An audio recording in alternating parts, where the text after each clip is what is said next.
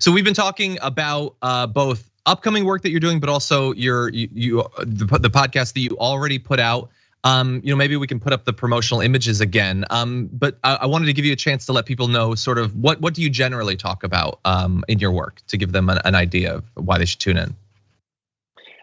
Yeah, I think that what we generally do is we betray the interesting richness and breadth and depth of trans communities that impact everything from technology to the arts to politics to entrepreneurship. So that's the TransLash podcast.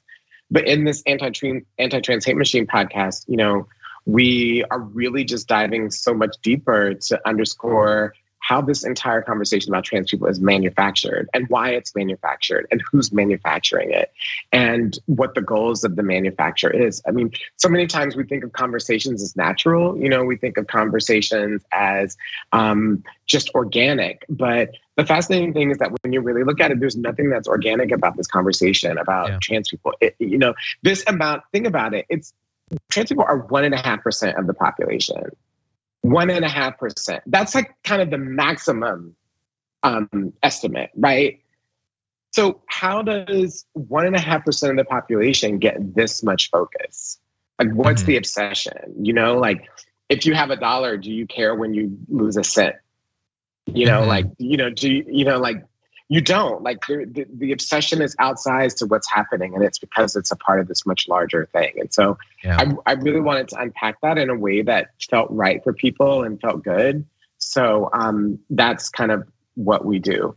And the other thing that I didn't tell you, maybe you heard about like our work or whatever, is that in this week of the New Yorker, for all you New Yorker fans, I'm one of the clues. So there's no reason for you to not be able. So there's no reason for you not to be able to get 17 across. I already gave you the clue. 17 across. You should be able to get at least one. That's a spoiler. That's a spoiler right there. Anyway, that's awesome. Everyone check it out. I can't wait to listen to the podcast. That also sounds like eventually that would make a great documentary. Like, as many people as possible need to hear about this. I think that's right. Yeah, and by the way, like 1.5%, like from their cruelty calculus, I think is almost the perfect percentage. It's large enough that people will have heard of it, but it's small enough, especially if they're in like a rural conservative area where people don't feel free to be out. It's like, well, I don't know enough about it to know why I shouldn't hate these people. It's almost like a perfect shadow villain for them. But anyway, obviously that's a really, really, really good point.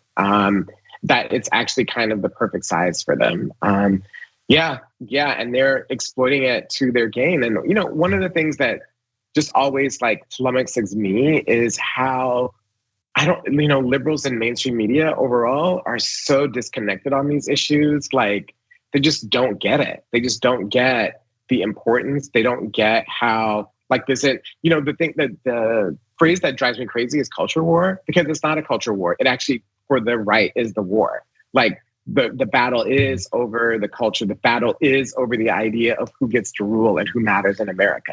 That for them is what the entire fight is about, right? That's a good point.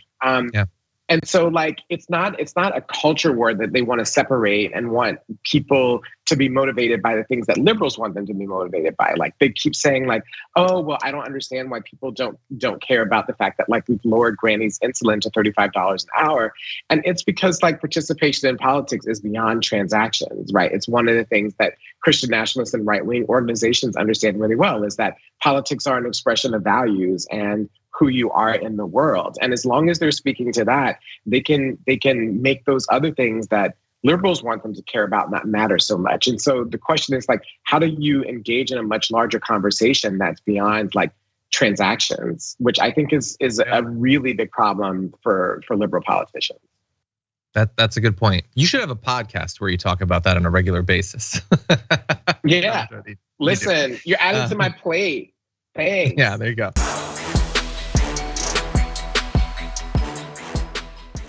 Check out the Damage Report podcast each day, wherever you get your podcasts, whether Pocket Casts or Stitcher or iTunes. You can join me as I give you the news and stories you want, with a range of co-hosts and interview guests jumping in on the fun each day. Again, that's the Damage Report, wherever you get your podcasts. And if you get them at iTunes, don't forget to rate and review. Sometimes I'll read them live on the show.